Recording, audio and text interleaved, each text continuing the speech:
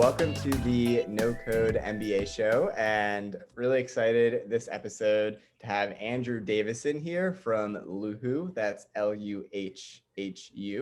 And Yep. Luhhu is an agency to help businesses save time and money and grow more quickly using automations, typically through Zapier and Integromat to help these businesses. And Andrew runs Luhhu using these no-code tools. And in this interview, we will kind of get into how he uses these tools to help businesses and learn more about how he's growing the agency. So Andrew, thank you so much for joining.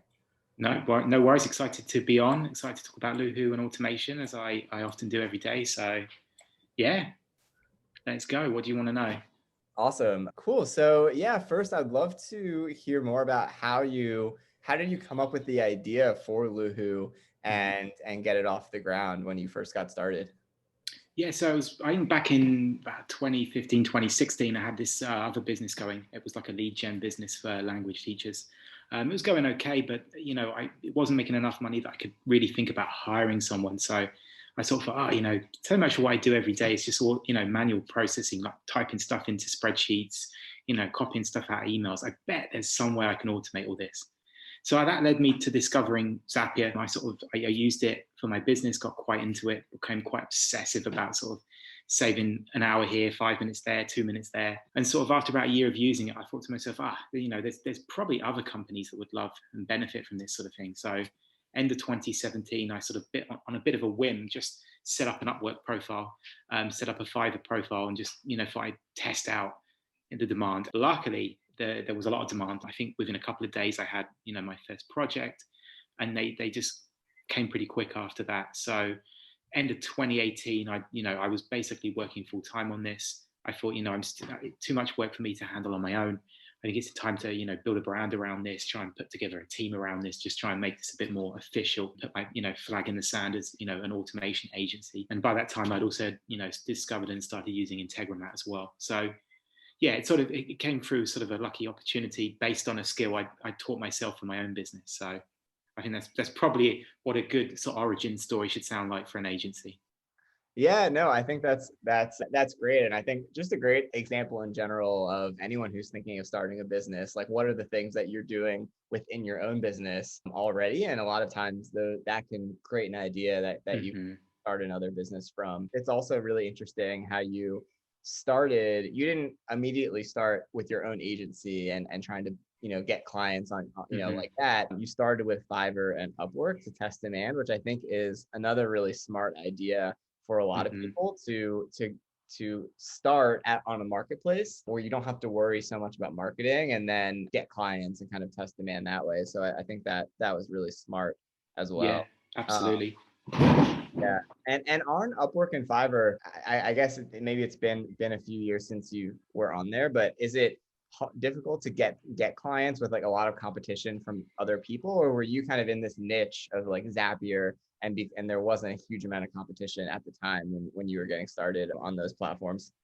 Yeah, definitely. When I started, there wasn't too many people doing Zapier or Integromat. And I went both on Upwork and just in general. So I think I sort of got the timing right. I had the pick of the work back then. I still work on Upwork mostly now through sort of repeat clients or people, inviting me into jobs. But I definitely know there's more competition now, and that sort of caused the sort of price range to skew low. So someone sort of coming in now is going to be competing with a lot of other people, offering their services quite cheaply. I think because I built my experience, built my sort of, credentials, I can charge a higher price, but I'm probably, quite priced out of the Upwork market. But yeah, I still think it's good for someone coming in. It provides the whole rest of the business stuff, the admin, the payment, the lead funnel, and gives you a chance to really just focus on what it is, the skill that you're trying to sort of sell yourself. And I think if you're good and business is flowing, then naturally you'll outgrow it, and you'll probably end up building an agency or, building your own source of leads. But it's a good start. But yeah, you have to be competitive, I think. And yeah, I got lucky with the skill I chose. Had I picked something that nobody was interested in, I guess we wouldn't be having this call today. So yeah. If you think you found something, definitely it's a great place to test it out, because the people on there, they're businesses that need specific projects doing, and they're willing to pay for it, and they're willing to tell you how much they're going to pay. So that's a great indicator rather than say putting up a website or tweeting and hoping that people find you and book you.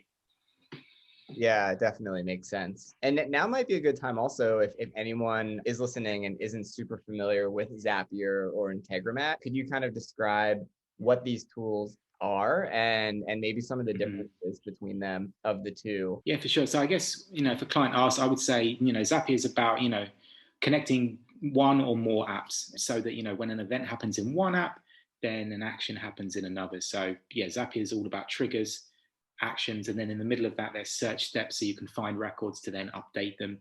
And then there's a whole bunch of sort of, let's say, formatter steps where you can, manipulate data or change data so that it's, as you need it to put in one place.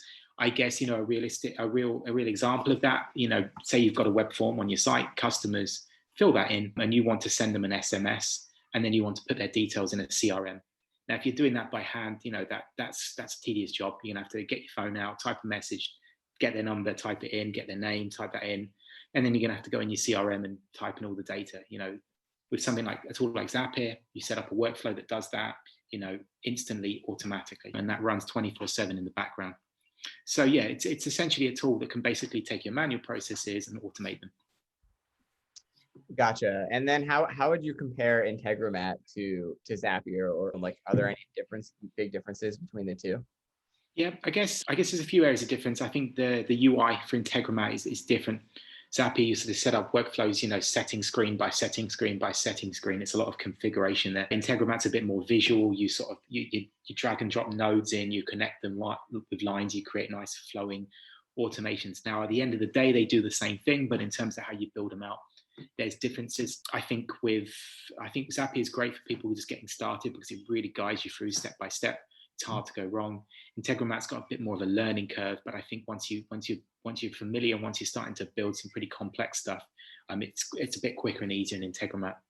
And the other key thing is Zapier now has I think 3,000 plus apps in its ecosystem. So, and that compares to Integromat, which I think is about 500, 600 now. So all the main ones are covered on both apps, like Google Sheets, Google Drive, Airtable, stuff like that. But some of the more niche apps, you may only find them on Zapier or on neither app. So yeah, I think pick one, get used to it, and then maybe branch out to the other one. And typically it's Zapier where people get started, and Integromat seems to be where they go next. Yeah, no, makes sense. That was my journey as well. Started with Zapier and kind of building automation with Zapier, and then started getting into Integromat and really liked it more than I even expected once I kind of got used to it. But totally agree with kind of your description of the differences and kind of recommendation for where people should get started. Yeah, it takes a minute, but most people I know, gone to Integromat, say, "Oh, I'm never going back."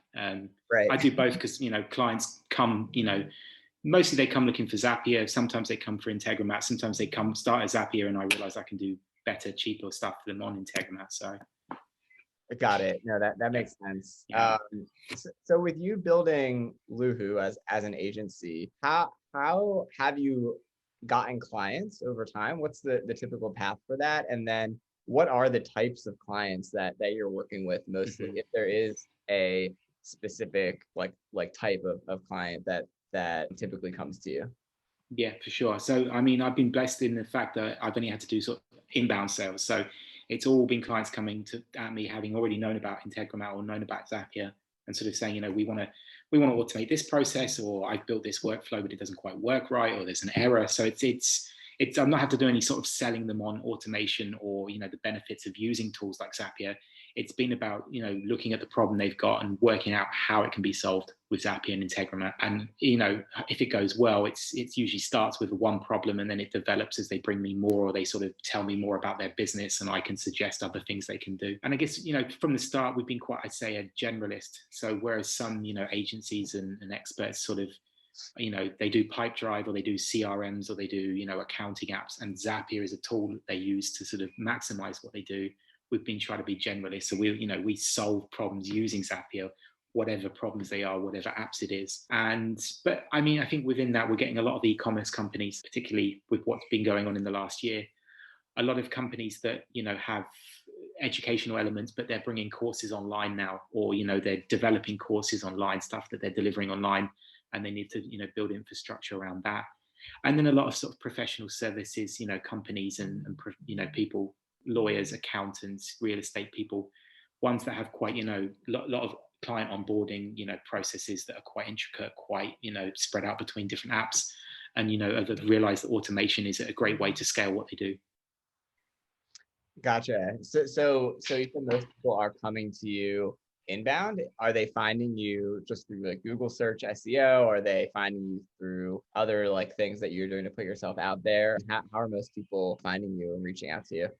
Yep. So Zapier and Integromat both have referral programs, and they're quite beneficial. And then similarly, we've got our website now, and we've got an expanding blog. And I've sort of made a point of, researching what sorts of keywords and problems surrounding automation and Zapier and Integromat that people are Googling, and sort of building the content that answers those questions in the hope that, a good chunk of those will just think, we'll hire these people. And then, I'm getting more referrals through, say, Twitter. There's a Zapier community forum. There's other communities, Reddit. It's getting to the point now where people are sort of contacting me saying they've heard about me, or they've seen, me being active in the community and knowing about Zapier and Integromat. They'll bring me a question and a problem, and, that'll develop into a project. Sometimes I find myself giving out a lot of free advice, but I don't have a really problem with that, because I like to help people use these tools or find out more about them. And yeah, it's been quite successful. So all inbound. I've not really entertained doing any outbound sales, mainly because I haven't got the capacity. And certainly it'd be a challenge trying, going to people that don't know about automation and don't know about Zapier. It'd be a different step to how you would convert those into clients. Right. Yeah. I mean, that's amazing. And that's such an amazing place to be in. I mean, it obviously wasn't overnight. It took years to get to the point where you are now, where now you have kind of built up this ecosystem of people who, clients are referring you, and you have a presence online, and kind of all that stuff seems like it's been paying off over time. So that's awesome. Awesome place to be. Yeah. It's definitely about, it's just, I think that's a way for anybody getting into sort of a no-code service or a consulting service. You've just got to be a complete expert at what you do, and you've got to be visibly an expert, and you've got to answer so many questions and give so many bits of advice in the hope that one day when somebody, has a problem, they'll remember you, or somebody will tell them about you, and that really pays off. So it's doing little bits every day to, expand your profile, like coming on webinars and podcasts and all this sort of thing as well. Yeah, no, absolutely. I mean, that's definitely, I've thought about no code MBA in a similar way. And when I was just getting started, and even now, I've, try and give out free content, and balancing free and kind of paid content. The more free content that you can give out, the more people will trust the information that you're sharing, and will kind of look to you when they are looking to pay for something, or learn more, or get to the next level. And it kind of helps build the audience as well. So I think that's just great advice in general for anyone kind of building up content or agency business, where you kind of want to brand yourself as an expert, and have people kind of come to you when they need help. Yeah, absolutely. Yeah. When you say referral program for Zapier and Integromat, is that like an expert kind of program where they list experts that people can like browse and reach out to? Exactly that, yeah. And in the case of the Zapier program as well, now they have their customer service team wired in. So, for example, Zapier's support team are great, 24/7. They'll try and guide their customers through setting up, but what they won't do is build automations for their customers. So if they've got a customer inquiry that really needs hands-on help, they're either pointing them, to the experts page, or they're even saying, we know this particular expert is good in this particular area, so work with them. And Integromat are quite similar. They have leads that browse their profile, but they also have a known network of who's good at what to funnel. So that's been great. And I think with both apps, they're starting to realize the power of having this engaged, community of experts who can help their customers, and who can do the sort of heavy lifting projects that they can't or shouldn't really be doing internally. It's good for them, good for their customers, gets them more business, gets us business. So yeah, no, it makes complete sense. Like a very good partnership between the two of you. And so you mentioned one example of kind of someone filling out a form and they want a text message sent, and collecting the leads. Do you have some other examples of kind of common problems, or maybe an interesting problem that you recently solved for a business using this automation, to kind of give people ideas of like where they might be able to get help from you, or kind of build what they can build with these tools? Yeah, for sure. So, I mean, I'd say it really, in terms of what I'm building, it really stretches the gauntlet of different stuff. And that's one of the things about keeps this interesting, as I'm always solving slightly different problems. I mean, for example, in Integromat, I mentioned we get a lot of e-commerce companies. And yes, a lot of the time it's, we get an order in Shopify. We want a Trello card created. That Trello card should have the line items of our order. It should be attached with the photos they've uploaded that they want, to be part of their order. Then, we want a message to go to the distribution team in Slack. We want, Google Cloud Print to print a label before they deprecate that. And then the customer should get an SMS, and we'll be getting, 1,000 orders a day. So make sure this runs seamlessly. But I mean, one more interesting one within the e-commerce space I got. So it's a customer, they get paid by card a lot, but some of their customers bank transfer to them, and they're taking their orders on Shopify, but there was no way to wire up their bank account to Shopify to mark the orders as ready to dispatch when they paid. So I did some research and found out that there's a UK, one of these new banks called Revolut, where you can get a business bank account with them. So the customer got this set up, and then Revolut integrates with Integromat. So we set up a nice workflow that whenever a bank transfer is incoming to Revolut, it triggers a workflow in Integromat. The customer will have put their order number in the reference field. We extract that. We then find the Shopify order matching that. Then we do some checks to make sure that they've paid the right amount in the right currency.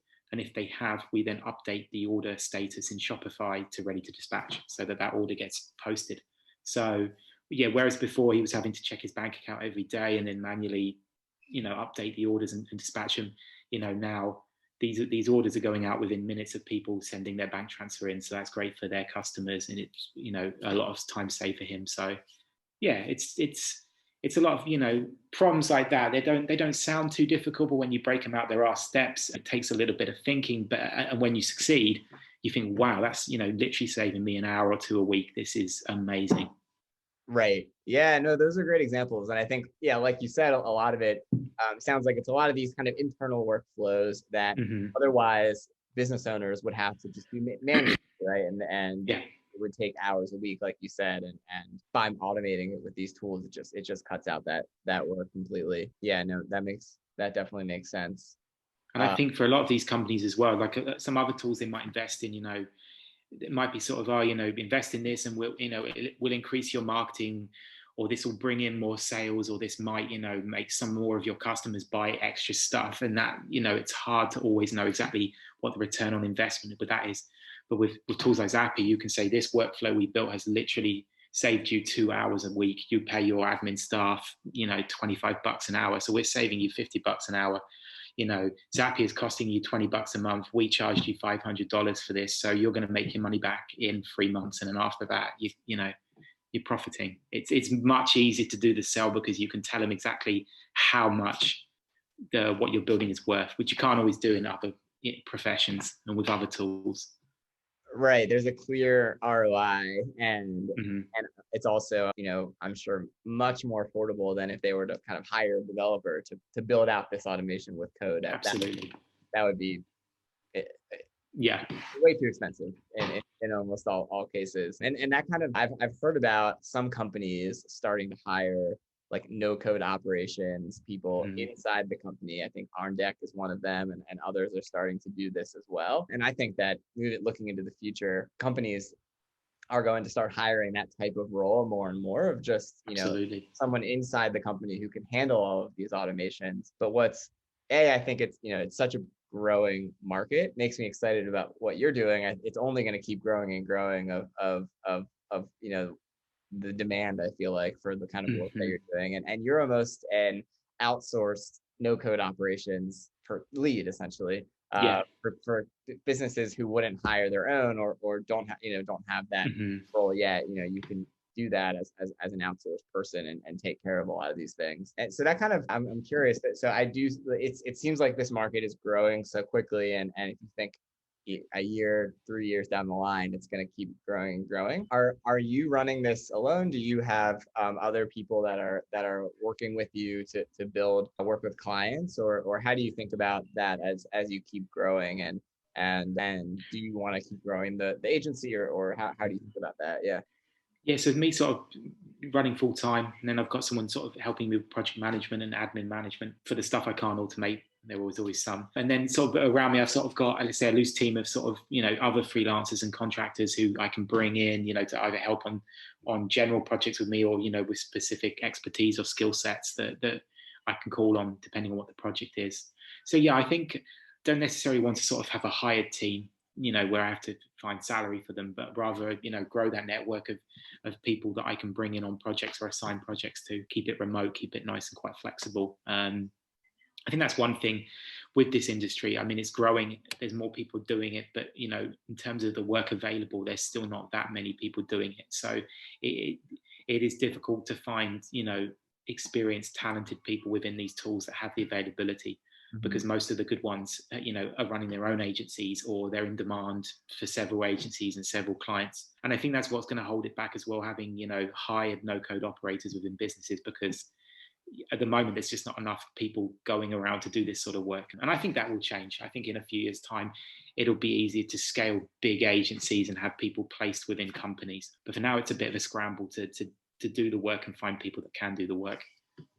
Yeah, no, I mean that makes a lot of sense, and kind of speaks to some of the education that I'm trying to do on the no code MBA side of helping teach people how to learn these types of tools, and hopefully that'll open it up for more and more people who have these skills that can, not everyone, there'll be more people for agencies to hire, and just more people in general who have these skills who can build these automations. Yeah. I think most people, even if they spend 50 to 100 hours building a variety of apps, solving some problems for their own business and a few, friends' businesses, they'd be in a position where they could go out and sell themselves and realistically be charging, $100 to $150 an hour for their services. So yeah, people are looking for a not necessarily very exciting, but very profitable niche to be in. Operations automation, and I guess a wider no-code automation operations is very lucrative. Yeah, I think it's a great opportunity for anyone who is looking to get in of how can I make money on the internet and I have no idea what to do. They can learn this skill, and then just like what you did, go on Upwork or Fiverr, and they'll be able to start making money with it and kind of from there. Yeah. And I mean, especially for people, I know a lot of people, starting a product right now is very in. Everyone wants to start a product, get some MRR. It's a slow road. It takes time. You build your product. You might be making 50 a month, 100 a month. That's not enough to live on. I think the great thing, the skills you probably picked up building your own product are skills you could sell to a team. So do half your time consulting, make all the money there, then you've got plenty of money to cushion building your product, and you probably learn some more skills, and it will give you some discipline as well. So I think that's another sell I make to people who think they don't want to be a consultant because it's it's not glamorous or it's tedious or it's hard to make money. If you find the right niche, it's definitely not hard to find business. Yeah, no, that makes sense. Is that something in the future, or do you aspire to like build a product in addition to having the consulting, or not so much? Yeah, what are your plans? I definitely would like to get some sort of retainer income or some sort of recurring income. I know there's definitely sort of a gap in product or some sort of way for people who don't really know about automation or what they should be doing with automation in their business, some sort of tool that can take them from step A to, step B on that. I don't know what that tool would be. I don't know how it would be built. If I come up with the idea and I can find a way to charge for that, we'll see. But for now, just, trying to stabilize, grow the team, can do more work, get more people doing more work for more people, go from there. Yeah, it makes sense. I could totally see one day you could build out or create your own no code tool or automation tool that handles the most common use cases potentially, and then instead of paying Zapier a monthly fee, they could buy your tool for a monthly fee that you've created, something like that potentially. Yeah, it's hard. I mean, look at the competition in the market. I think Zapier and Integromat do an amazing job because not only do they have to build their own tool, they then have to play ball with 3,000 other apps APIs. Right. They have to manage downtime across that. They have to manage their own downtime. They have to manage making an interface that people can plug those together. They have to then be able to offer customer support to every single person using those, even to be able to deal with very simple questions like, how do I switch this on? I think a lot of tools that try and emulate what Zapier have done find it very expensive in terms of engineering, in terms of customer service. And if I build my own automation tool, but if I could build a tool that helped people discover these tools and make a decision or find something that they could automate first and then go to those tools and do it, there's a lot of potential there, because these apps will definitely pay you a cut of the revenue you drive them. There's definitely, services you can sell. I find myself answering the same questions for clients, giving the same advice, generally building the same sorts of automation. So there's got to be maybe a way I can productize that. But I see. Yeah. like any business, your day job is doing it. It's sometimes hard to step back and think, how can I turn this into something? But it's definitely in my mind. For sure. And do you help them? Do you continue like helping them into the future if there's any issues or anything, or maintaining it, or is that not too big of an issue because once it's set up, it seems to pretty much work for them moving forward?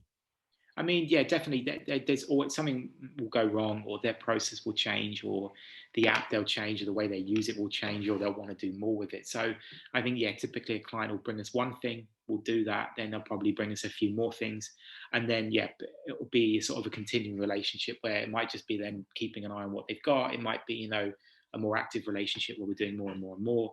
I try to be quite flexible around that. I mean, it's nice. I've had clients that are still bringing me new stuff to do, even after 2, 3, 4 years of working with them. So yeah, it's a nice position to be in. And again, it pads the sales because we're inbound, so we are sort of reliant on the work coming in. But it's always good to know we'll have a steady stream of work from existing clients as well as new projects on top. Gotcha. Yeah, for sure. For sure. And what about, so within your own business running Luhhu, do you have any automations, Zapier and Integromat, that help you run your own business more efficiently, that save you time with things that you would otherwise have to do manually? Yeah, it's probably no surprise that the answer to that is yes. A lot of Zaps set up, a lot of automations in Integromat set up. Yeah, really everything. So I mean, Airtable is basically the nerve center. Slack, I guess, is the control panel, and then Zapier ties it together. So yeah, within Airtable, we've got all our leads in there, all clients, all projects managed, all assignments managed. I'm also managing, SEO, link building, content writing, everything in there. So within leads, I've sort of built Zaps that will ingest leads coming in from web forms, from Twitter, from Fiverr, from Upwork, put them in Airtable. I have Zaps that will tell me when, a lead hasn't replied for a certain amount of time, and it will draft me a chase up email for them. When I sort of click to say a client's been won, it will go out and put them on my billing system, generate their first invoice, put them on the mailing list. In terms of payment, yeah, when I get paid, that all gets squared up with Zapier and bookkeeping and stuff like that. Yeah, I'm always finding new things to automate. I've got a Zap that watches Twitter for me. For anybody that mentions Zapier and Integromat, makes me a nice Airtable with new tweets every day that I can jump in. Yeah, I've got RSS feeds set up. Whenever the Zapier blog or Integromat blog or their YouTube channel publishes anything, that all comes into a nice Airtable for me that I can then put into newsletters. Yeah, all sorts, absolutely all sorts. Yeah, that's awesome. I mean, as I'm thinking about all those things, even those things that you described almost seem like something that could potentially be productized to say, hey, I'll set up this whole lead ingestion system, and everything gets, the emails get created and all that stuff, or the Twitter thing. Like, that's interesting. All the things that you're kind of doing for your own business would be useful for other businesses as well.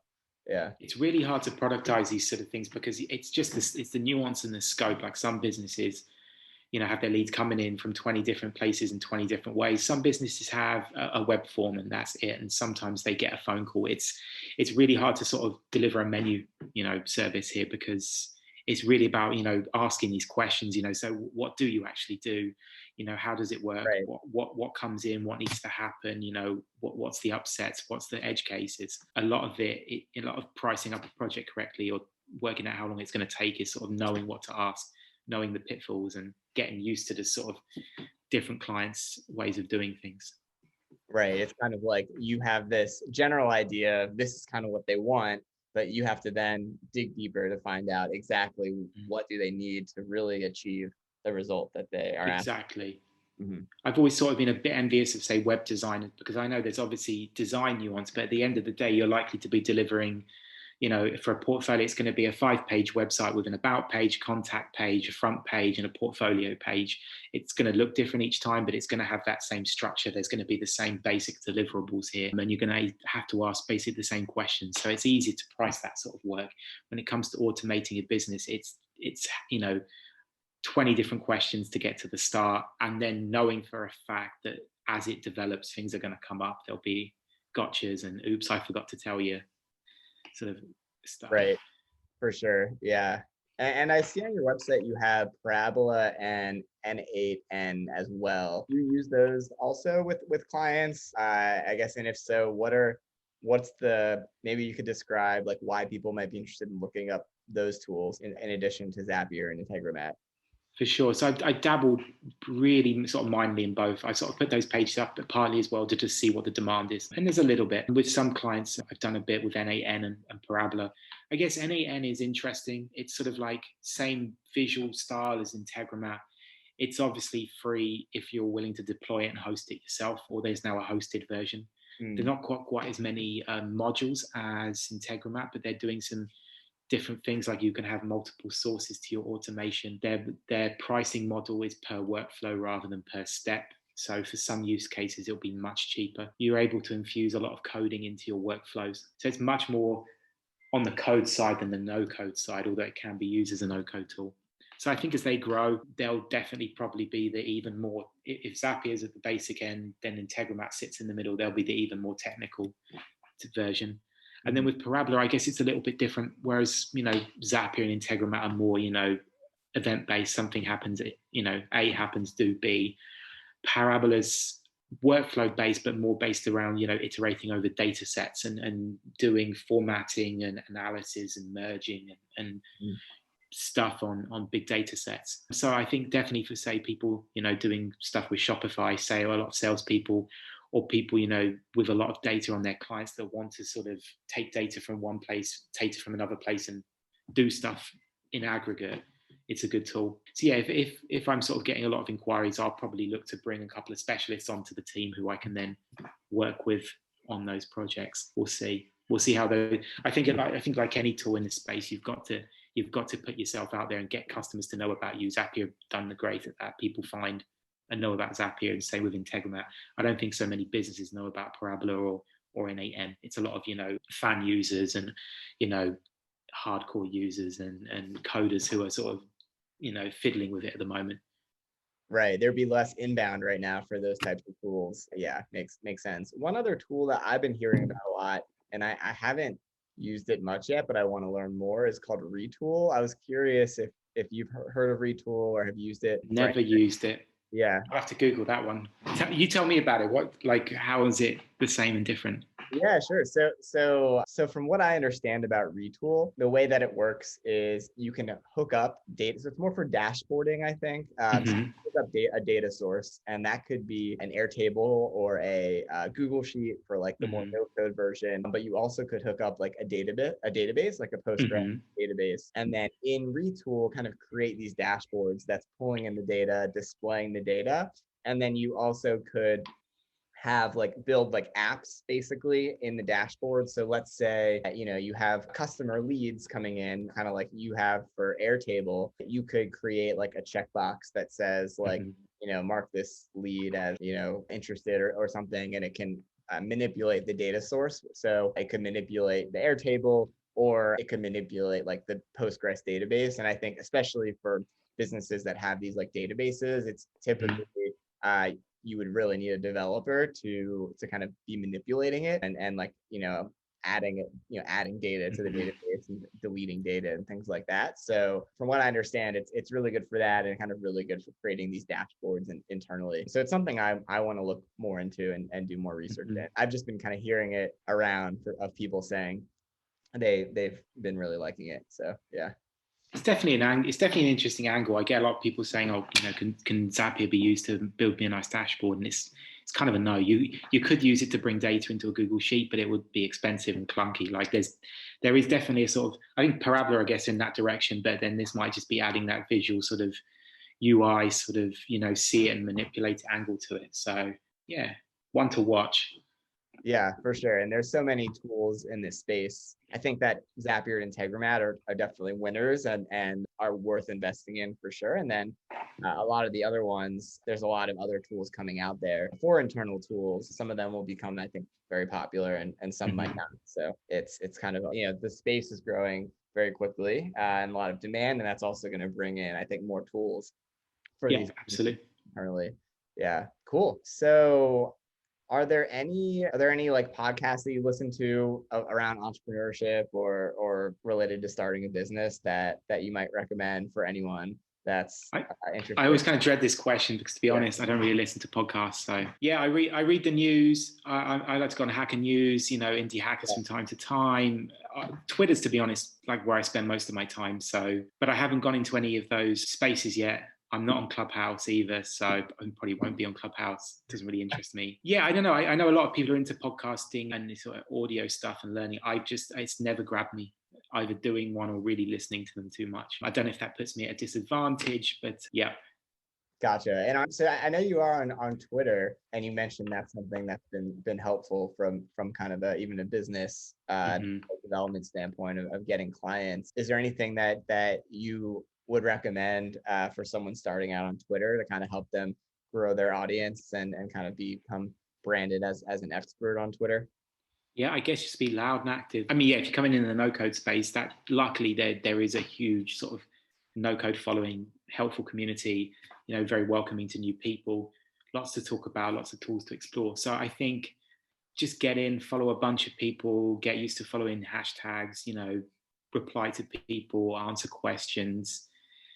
Whenever somebody puts one of those, let's all follow each other, fit ones up, get involved in those because you'll end up with a bunch of followers. They'll retweet your stuff and just get involved, to be honest, and just be liberal in giving out information. If you can give an answer to someone, if you can sort of say to someone, go speak to this person, if you can just be useful and visible. I don't really sort of post strong opinions. Even I definitely don't, get involved in politics or really non-automation stuff. And even with an automation, I try and sort of share advice and usable stuff rather than have opinions or sort of, make proclamations about stuff. And I think that's kind of helpful, I guess. People know what they get when they follow me. It's going to be Zapier, stuff about Zapier, stuff happening on Integromat, new releases, new tools, tutorials they should read. Yeah. Yeah, no, I think that's great advice, and I don't have a huge Twitter following, but I'm working on growing it also, and yeah, I think things that I've found that can be helpful is like you said, you want to kind of this in your bio and kind of buy your pinned tweet and things like kind of let people know what they're going to get when they follow you. I think that people want to know, okay, I'm going to learn about no code or I'm going to learn about automation, and that's going to draw those people to you, and then you're going to have high quality followers who are actually following you because it's related to what you do, right? Because also if you have a bunch of followers but they're not interested in what you're tweeting about or your business, then it's not really so helpful. And I think, yeah, like you said, just providing as much, we kind of touched on that earlier, but providing as much value for free as you can and being helpful is also something that's going to make people want to follow you as well. So I've found the same thing. Yeah.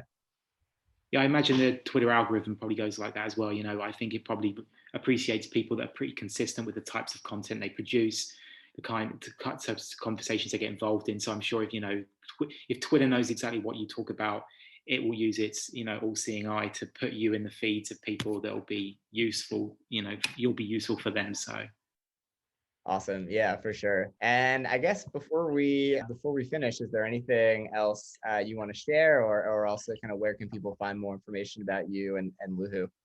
Yeah, I guess Twitter is probably the best place to chat with me. There's Luhhu. I'm sure you'll put the link in when you share it. Yeah, get in touch if you got projects. I also started a Gumroad membership a couple of months back. So that's like a mentoring club. So basically, it's a private Slack where me and people in the thing, you can ask me questions all day long. You can ask me for pointers, and I'll help you fix your zaps. I'll tell you what you should be doing. We can ask questions. So I've started that as just a way to sort of give people more, let's say, exclusive access and can help. And it's for people that maybe don't want to hire me to sort of build something for them, but would rather just know that as they're learning about Zapier and building stuff, there's, an expert they can call on to get unstuck when they get stuck. Oh, awesome. And where can people find that mentoring club link? So links on Twitter. Go on my Twitter. It's in my bio. Links there. Okay, awesome. Yeah, and I'll have a link to the Twitter. It's Andrew J. Davison. Yeah, that's right. At the handle. Awesome. Well, yeah, thank you so much for coming on. It's really interesting and helpful for me to kind of learn more about the no code automation landscape and how it can help businesses and hopefully be helpful to people that are listening. And if you run a business and you're looking to automate things, definitely check out Luhhu. Talk to me, we'll work something out. Yeah, it was great. Thanks for having me. I always enjoy talking about how I got Luhhu started and what I do. Yeah, anyone got any questions, you know where I am. Always happy to talk about automation and yeah.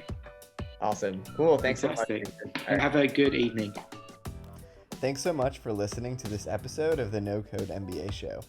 If you'd like to get started with no code, go to nocode.mba to browse all of our course tutorials, all of our interviews, as well as our no code tool directory.